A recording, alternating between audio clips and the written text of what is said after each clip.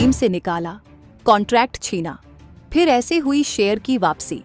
कभी भी किसी गिरते हुए इंसान को खत्म मत समझना, कभी भी किसी खामोश इंसान को कमजोर मत समझना, क्योंकि जब सब आपको छोड़ देते हैं, जब दुनिया आपको भुला देती है और जब आपके अपने भी आप पर शक करने लगते हैं, बस वही वो पल होता है जहां से एक असली योद्धा का जन्म होता है।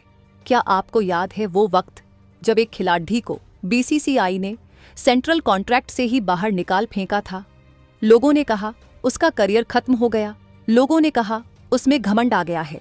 लेकिन आज उसी खिलाड़ी ने अपनी खामोशी से ऐसा तमाचा मारा है जिसकी गूंज पूरी दुनिया सुन रही है। ये कहानी सिर्फ एक सिलेक्शन की नहीं है, ये कहानी है बदले की, ये कहानी है रिडेम्पशन की। दोस्तों, T20 वर्ल्ड कप 2026 के लिए टीम इंडिया का ऐलान हो चुका है। हमारे सामने 15 खिलाड़ियों की वो लिस्ट है जो भारत को वर्ल्ड चैंपियन बनाने का सपना लेकर मैदान में उतरेंगे। इस लिस्ट में कई बड़े नाम हैं।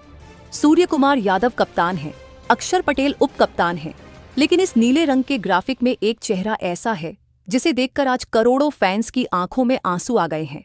वो चेहरा है दूसरी लाइन में, दूसरे नंबर पर। जी हाँ, ईशान किशन। आज हम बात करेंगे उस लड्डचके की जिसने पिछले 1 साल में वो सब कुछ सहा जो शायद किसी दुश्मन को भी न सहना पड़े। कैसे एक स्टार खिलाड़ी अर्श से फर्श पर आया और कैसे उसने अपनी मेहनत के दम पर वापस अपनी जगह हासिल की। आज की कहानी आपको सिखाएगी कि जब सारी दुनिया आपके खिलाफ हो तो अकेले कैसे लाड ढा जाता है। थोड़ा पीछे चलते हैं। याद कीजिए वो दौर जब ईशान किशन भारतीय टीम के रेगुलर मेंबर हुआ करते थे। वो वर्ल्ड कप टीम में थे, वो हर दौरे पर जा रहे थे, सब कुछ सही चल रहा था। लेकिन फिर अचानक एक तूफान आया। खबरें आने लगीं कि ईशान किशन ने मानसिक थकान, मेंटल फैटीग का हवाला देकर ब्रेक लिया है। यहाँ तक तो ठीक था, लेकिन उसके बाद जो हुआ उसने इस खिलाड़ी की इमेज को तार तार कर दिया। डोमेस्टिक क्रिकेट न खेलने की वजह से और अनुशासन के कुछ कड़े नियमों के चलते बीसीसीआई ने एक ऐतिहासिक फैसला लिया।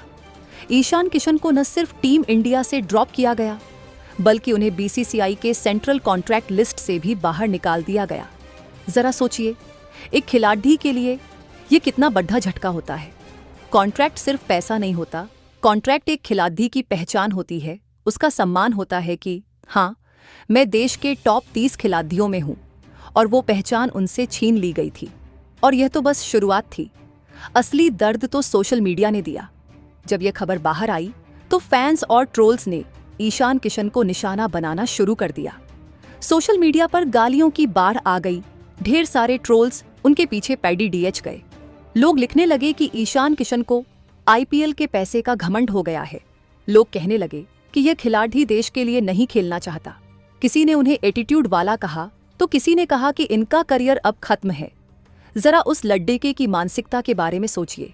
रोज सुबह उठना, अपना फोन चेक करना और देखना कि हजारों लोग आपको बुरा भला कह रहे हैं।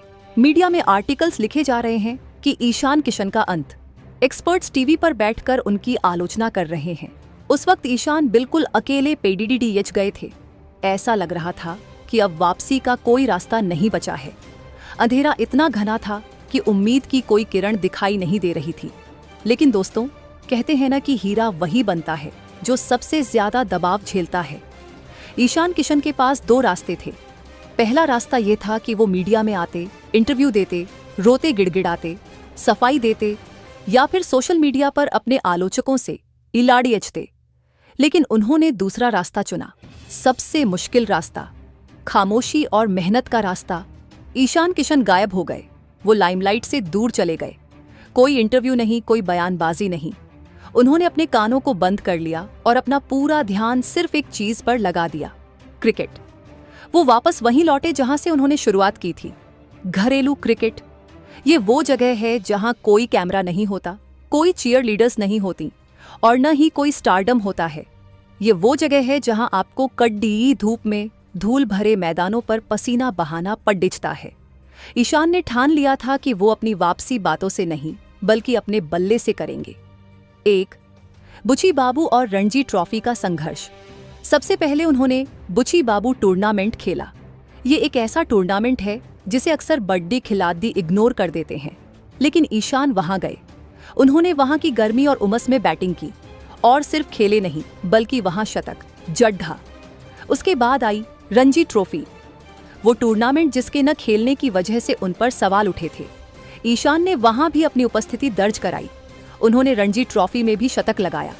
ये शतक सिर्फ रन नहीं थे, ये ईशान किशन की चीखें थीं जो कह रही थीं कि मैं अभी जिंदा हूं, मैं अभी खत्म नहीं हुआ हूं। हर एक रन के साथ वो अपने आलोचकों के मुंह पर एक अदृश्य टेप चिपका रहे थे। वो दिखा रहे थे कि उनमें अभी भी वो क्लास, वो टाइमिंग और वो भूख बाकी है। मेहनत करना और डोमेस्टिक में वापसी करना उनका एकमात्र लक्ष्य बन गया था। 2. सैयद मुश्ताक अली ट्रॉफी, असली परीक्षा। लेकिन दोस्तों, असली परीक्षा अब भी बाकी थी।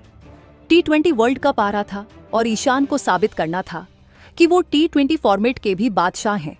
मौका मिला सैयद मुश्ताक अली ट्रॉफी SMAT में। झारखंड की टीम ने उन पर भरोसा जताया और उन्हें कप्तानी सौंपी।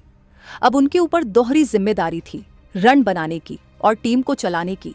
और यहाँ ईशान ने जो किया वो इतिहास बन गया। ईशान किशन ने इस पूरे टूर्नामेंट में तबाही मचा दी। उन्होंने गेंदबाजों की धज्जियां उड़ा दी, हर मैच में उनका बल्ला बोला। नतीजा ये हुआ कि वो इस टूर्नामेंट में सबसे ज्यादा रन, मोस्ट रन्स बनाने वाले बल्लेबाज बने। लेकिन कहानी यहीं खत्म नहीं होती। एक बल्लेबाज रन बना सकता है, लेकिन एक लीडर टीम को जिताता है।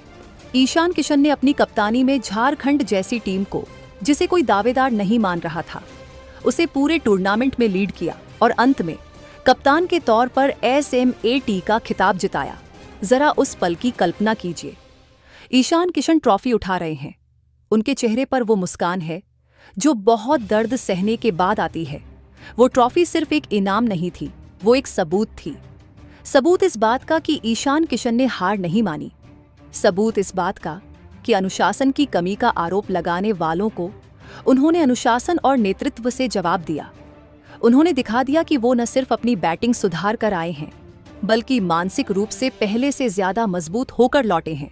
ये प्रदर्शन इतना जोरदार था कि चयनकर्ताओं के पास उन्हें नजरअंदाज करने का कोई बहाना ही नहीं बचा। दरवाजा खटखटाया नहीं गया, दरवाजा तोड़ ढा गया।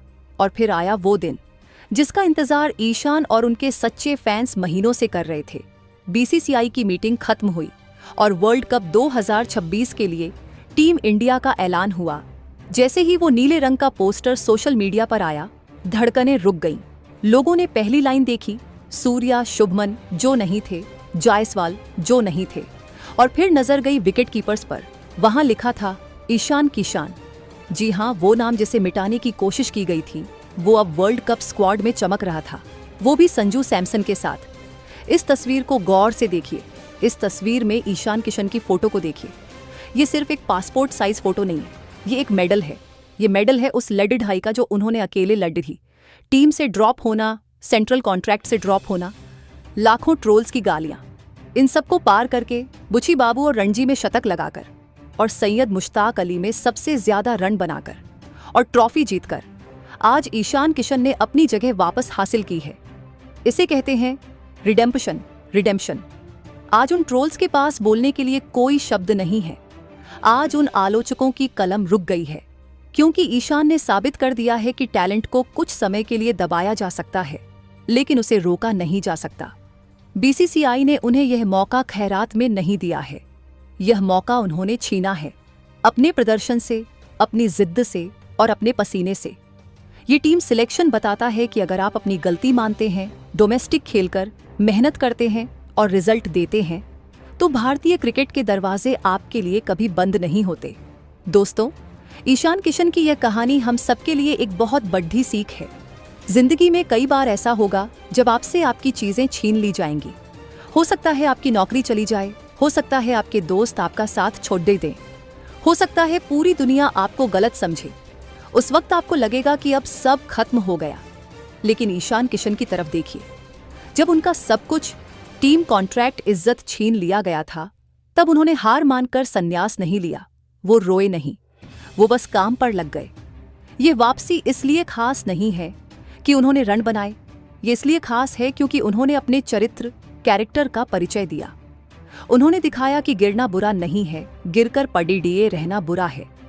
अब जब 2026 के T20 वर्ल्ड कप में ईशान किशन अपनी जर्सी पहनकर मैदान पर उतरेंगे, तो वो सिर्फ एक विकेट कीपर बल्लेबाज नहीं होंगे, वो एक प्रतीक होंगे। उन तमाम लोगों के लिए एक उम्मीद होंगे जो अपनी जिंदगी में बुरे दौर से गुजर रहे हैं। उनका बल्ला जब गेंदे सीमा रेखा के पार भेजेगा तो उसमें पिछले 2 साल का गुस्सा, दर्द और तपस्या शामिल होगी। हम उम्मीद करते हैं कि ईशान किशन का यह दूसरा अध्याय, सेकंड इनिंग्स, उनके पहले अध्याय से भी ज्यादा शानदार हो, क्योंकि शेर जब 2 कदम पीछे लेता है तो वो भागने के लिए नहीं बल्कि और लंबी छलांग लगाने के लिए लेता है, और ईशान किशन ने वो छलांग लगा दी है। दोस्तों, ईशान किशन की इस दमदार वापसी पर आपकी क्या राय है? कमेंट में शेर इज बैक जरूर लिखें और ऐसी ही बेहतरीन कहानियों के लिए चैनल को सब्सक्राइब करना न भूलें।